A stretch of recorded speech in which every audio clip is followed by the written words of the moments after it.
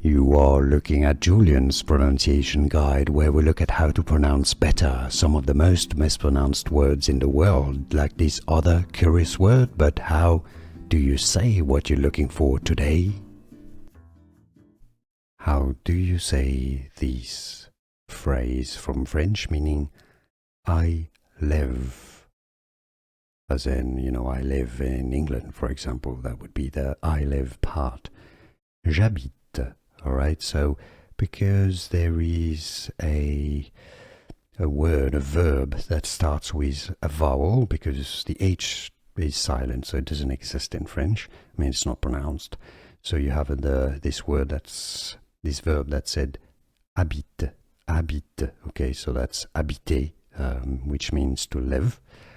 Because you have a word that starts with a vowel, the je takes an apostrophe. I mean, it's a complicated rule, but j'habite, okay? So j'habite en Angleterre, for example. J'habite en Angleterre, meaning I live in England, or j'habite aux États-Unis. J'habite, I live in the US. J'habite, j'habite.